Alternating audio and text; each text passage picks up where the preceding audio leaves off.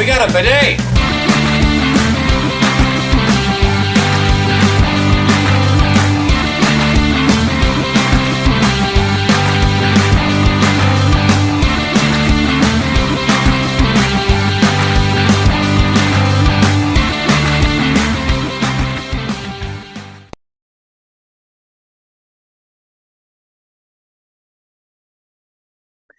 Hey everybody, and welcome back to another video. In today's video, we just got back from Gran Turismo, so we're here to talk to you about the movie, tell you about what we thought about it with non-spoilers first, and then we're going to go ahead and talk about our rating with some supporting evidence, so to speak, from the film. I guess just my first impressions when I saw the trailer, I thought the movie looked really cool. I believe neither one of us have played Gran Turismo, so we really didn't have that kind of connection to it. But the fact that it was a true story is what gravitated me towards the movie. Like, for instance, I know there's Need for Speed. That was a movie that was made. I wanted nothing to do with that movie because it just didn't seem like my kind of movie. But this, knowing that it was a true story, made it a bit better. And plus, some of the casting was really cool, too. Orlando Bloom, I haven't seen him in stuff in a while. And then, I don't know his name, but he's the dad from Stranger Things. David Harbour. David Harper? Harbour. Oh, gotcha. So yeah, well, the preview was engaging, and I thought the movie was pretty engaging as well. I think, and I think Sarah will agree with me with this one. If you've seen the trailer, you've probably seen a good chunk of the movie. There's obviously some more to it. The trailer is only like 2 minutes, and this movie was over 2 hours. But all in all, the racing, the excitement, the people that he's already going to have an issue with, while racing, he's going to get bullied. We see that in the trailers. You get to see all that play out with a little bit extra here and there. I guess another point of view to put out there is I've seen a good handful of racing movies that have come out as of late. I think the movie that would most closely resemble this type of movie would be Ford versus Ferrari, just because it was a true story. And they have something else in common too, but we won't get there yet because I don't know if that's in the trailer. So we'll hold on to that thought. What did you think about the movie, Sarah? I was excited for this movie because I like racing and excitement and especially true stories. Those kinds of things really speak to me. Uh it was okay. I was kind of, if I'm being totally blunt, there was a lot of times where I was kind of bored and just kind of waiting for the next thing to happen. There were a lot of really exciting parts, but there was also a lot of downtime with like uh family drama, or there's a girl that, what's going to happen with that relationship. And it seemed a little formulated and a little too structured, I guess. Really what it boils down to is what you said. If you've seen the trailer, you've seen most of the movie. There's not a whole lot more to it other than that. And so it was okay. I don't know. It didn't really wow me like I was hoping it would. I think it's interesting you mentioned some of those things because I was actually wanting to see a little bit more with the girlfriend because I was like, who's he dating? They make it apparent, like in the beginning of the movie, that things are rough with his mom and dad, but things are, progressing with this other girl. And, if we're gonna focus on family a bit in this movie, I think the girlfriend should have some time to shine too. And she does get her little bit of screen time, but I feel like, as much as they put into his mom and dad, there should have been maybe a little bit more with her because it's weird. When I was watching, I was thinking like what does he really see in this girl? We didn't really get to see much about her. We just knew that he liked her. And so I think it would have been kind of cool to see a little bit more of that, of like, why does he like this girl? And I think that's partially why I kind of found those parts boring, is because there wasn't much substance to it. Right. You have to have something there to care about them. So I think that was a little bit off. I will agree there were some times where I felt the movie was dragging a little bit with the mom and dad side of things. I don't think it's too much of a spoiler to say basically, with him being involved with video games, his dad was very much you play video games. This is not going to be possible. Just stop it and, think Get of a real job. yeah, get a real job. Think of something realistic that you can do. And so they hammer on that quite a bit. I think I counted three or four separate scenes where, they really tried to pull at your emotions with it of them bickering about his future, which I kind of feel like, once he makes it big, there's another scene where they come back together and the dad is just like pouring his heart out saying, I was wrong, kind of a thing. And I think it hit a little more with that. I mean, I got kind of the feels, I didn't break out in tears in the theater or anything, but, it warms your heart a little bit, gets you feeling a little tingly or whatever you want to say with your emotions because, you watched him basically trash his kid about something he was passionate about. And here he is, admitting he's wrong when a lot of people wouldn't do that. So I think there's positives and negatives with that, but I could see it. If you're anticipating this to be more of a, uh, I don't want to call it Fast and Furious, but basically focusing way more on the racing than like his family life, well, then, yeah, maybe some of these parts might be kind of annoying to you, but um, I feel like there should have been more focus on some of the things that weren't covered as much and maybe digress a little bit on some of the stuff that they put a bit too much in my opinion. Yeah. One of the things that I did think was really cool was, we are gamers. If you don't know that by now, we enjoy video games quite a bit. And so there were quite a few times where it wasn't just the screen watching them play the video game, but it was kind of like showing, he's racing the real car, but then they kind of break down the car and it like is like in his head he's racing in the game because that's what he's used to and he knows that like the back of his hand.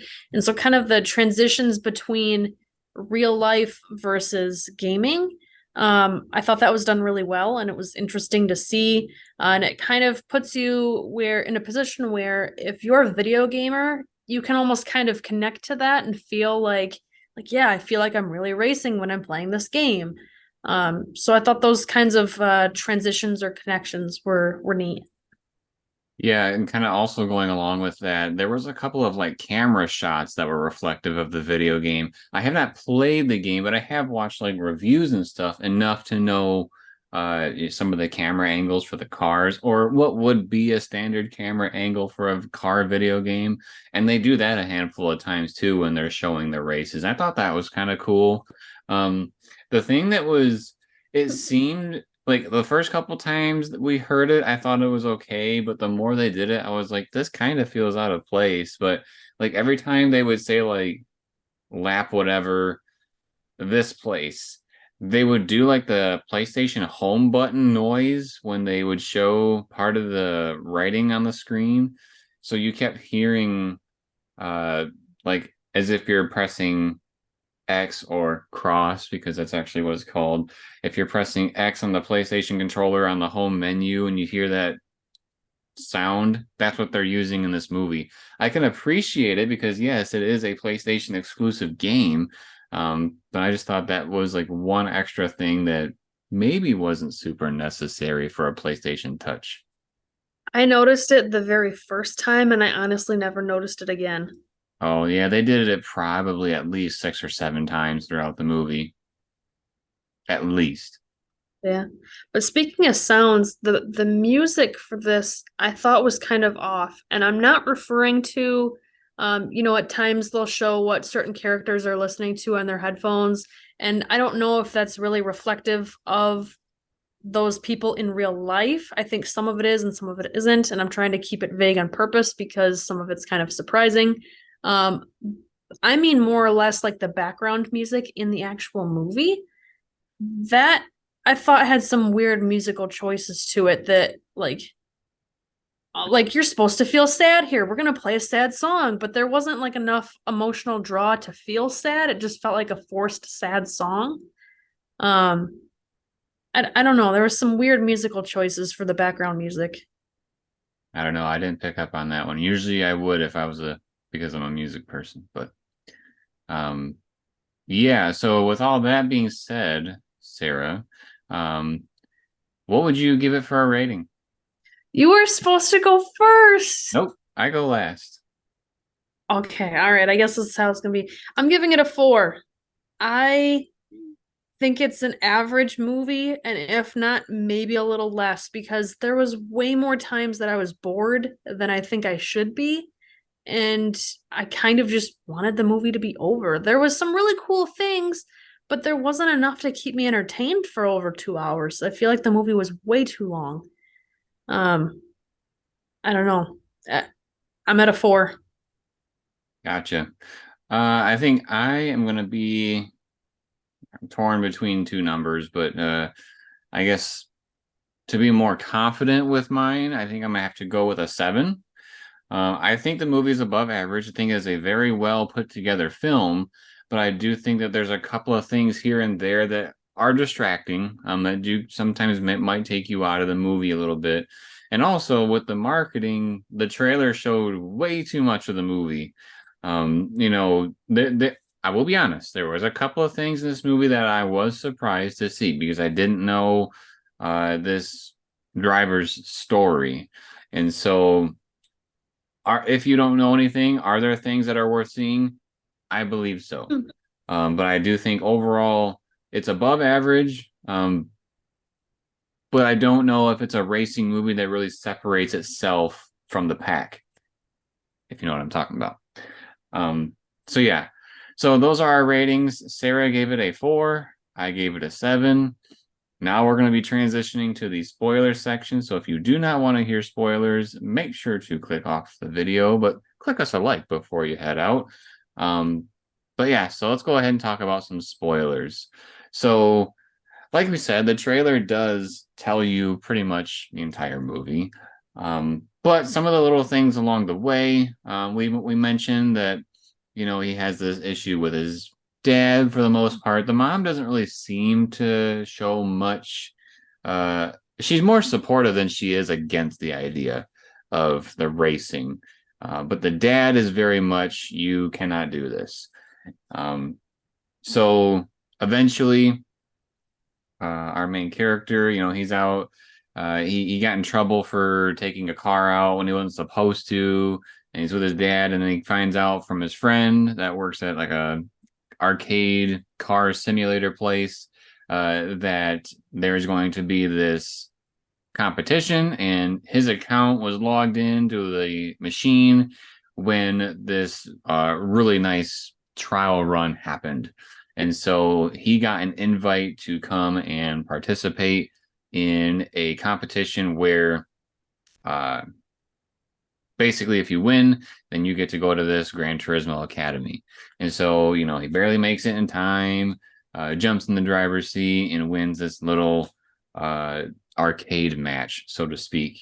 And then he moves on to the Gran Turismo arcade, or academy, not arcade, Gran Turismo Academy, and goes through the motions.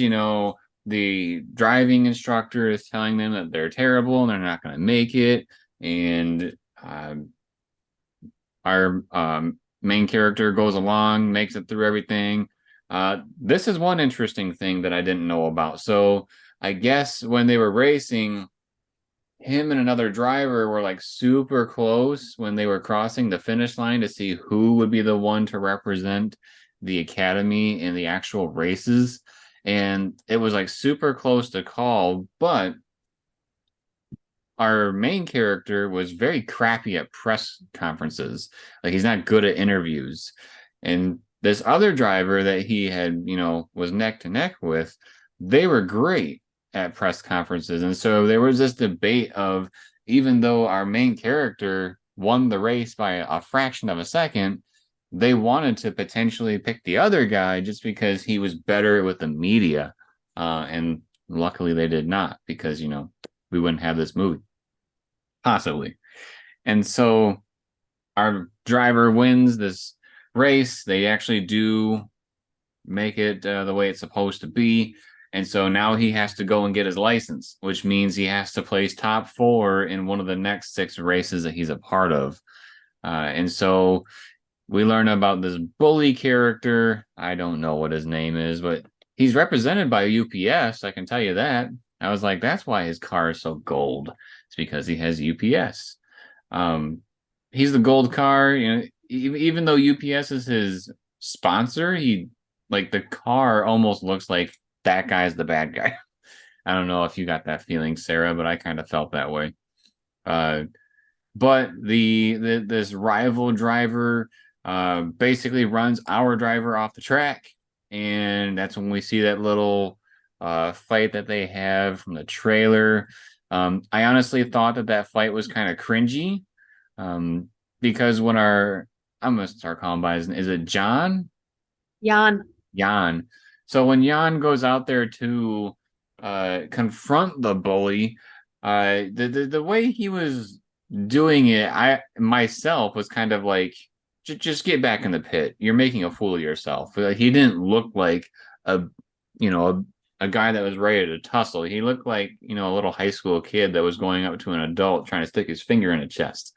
So I thought that scene was kind of weird. Maybe that is how it played out. I don't know.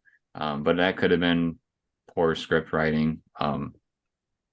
He does not place where he's supposed to. I think he gets like 20 something in his first race. He does not very good all the way up until the very final race, where the bad guy dude wipes out in a very crazy fashion, and our driver ends up winning. So he gets his license. He brings this girlfriend, lady friend, to come see him at the signing ceremony, so that he can participate in these big professional races. And this is where we get to see most of their character development, which probably wasn't more than 5 minutes. We see a little bit in the beginning as well, but again, us as viewers, we know that he likes her, but we don't really know why he likes her. So this is kind of where those scenes are that we are supposed to be getting, this love interest point of view, but don't get much out of it. So he starts racing, and the 2 main points from when he races is, one, he has an accident and it's very, very tragic. He flips his car and kills somebody in the audience. He survives the crash and he wants to quit, but our pit crew manager pushes him to stay in the race. He had a similar situation and he quit. And looking back, he regretted on quitting. And so he's trying to tell Jan that he shouldn't be quitting. And so we get the final race, which is going to be at Le Mans. They put a team together of 3 sim racers. Sim racer meaning you got the job from doing well in the video game. So the top 3 racers, you can actually see them behind Sarah's head there. If she moves, yep, those are our 3 drivers that were the top 3 from the academy. And they all participate in this big race, and they end up winning. Spoiler alert, we all expect it. And that's basically the movie. So if most of that The only big thing that I want to add to what you said is, after the accident where he accidentally killed a spectator, was all the other drivers really didn't respect him because he was a sim racer. And so a whole bunch of different teams started filing lawsuits saying, like it's unsafe and he doesn't belong here and, he's causing accidents, even though it was an accident. Um, and so I guess the only way for him to keep his Nissan contract was to, uh, what do they call that? He had to be in the top three at Le Mans. That's what it was. And so that's why they got this team of sim racers, and then they wound up being third place. Gotcha. I didn't pick up on that. I thought they were just doing it to flex, to be honest with you. No, Just it was you need to win this or come in the top three or you're done, and we can't do sim racing anymore. Like or using sim racers. gotcha. We do get to see at the end of the movie a little bit of the actual like true story with pictures of the actual driver. It was pretty cool because I turns out that the stunt driver for Jan was the actual driver. So that was pretty cool. Um, so I guess now that we can talk about spoilers, uh, Oh, we also at this point had the really heartfelt talk after the race. I think it was after the race. Maybe it was before that race started. But with his that was dad. when, yeah. That was before the race. Either before I or think when it he was was, on break. yeah, I think it was before because he was pointing out that he had a special sticker on his helmet from like his dad's soccer days or something like that. I don't know what it Right. was from. Something to resemble his dad. And they had their heart to heart finally. Right. So yeah, there's not a whole lot to really dive into that we didn't. I thought it was shocking to see that he actually killed somebody because I did not know about that. I kind of figured there would be some sort of accident, knowing the high stakes of putting a sim driver in the back or in the behind the wheel of one of these cars. So I assumed something would happen, but not something as tragic as that. So that was surprising. Um, I thought, and I know you just said his name not too long ago. David Harbour, I thought he did a really good job acting in this one. I thought Orlando Bloom was really good. I So hated his character. you hated his character? Yeah. Um, He was kind of a sleazeball, I'll be honest. he was the marketing manager for Nissan, and it was kind of a if this doesn't work, I'm gonna lose my job kind of a situation. Right. So I kind of understand why he was wanting to do things from a marketing perspective, like wanting the other driver because he could market him better, but at the same time, I hated him. Right. It was Orlando Bloom's character that was pushing to have the other driver, even though the driver lost. Um, just looking at all these the actors and actresses to remind myself a little bit. Um, Overall, I think it's a fun movie to watch at least once. It's somewhat inspired me to try the video game. I know I have a long list of games I want to play, and maybe not this one will make it. Um, but I do think it's a good watch. Uh, it might be fun to watch it in D box. We did not get the opportunity to do that. If you don't know what that is, it means that your seat moves, with the movie, so you kind of get to feel like you're in the race car driver's seat. Um, but yeah, overall, the movie I thought was pretty good, but it did have some of its flaws. And I think a lot of it, like Sarah said, came from the family dynamics, which is I feel like that would be a bit distracting, but I wanted more out of, you know, certain parts of it and less of the other. I don't know. I think they took a really cool true story and they thought, this is awesome. Your journey has been, just crazy and you drove through hell essentially. And so they thought, how can we make this movie? And I feel like it wasn't thought out enough. And what I mean by that is there were too many times where either the acting was kind of staged or it just seemed kind of like we need to add in a scene here to get to the next one. And I feel like the movie was too long. for what it was. I wish they would have focused more on the like exciting parts.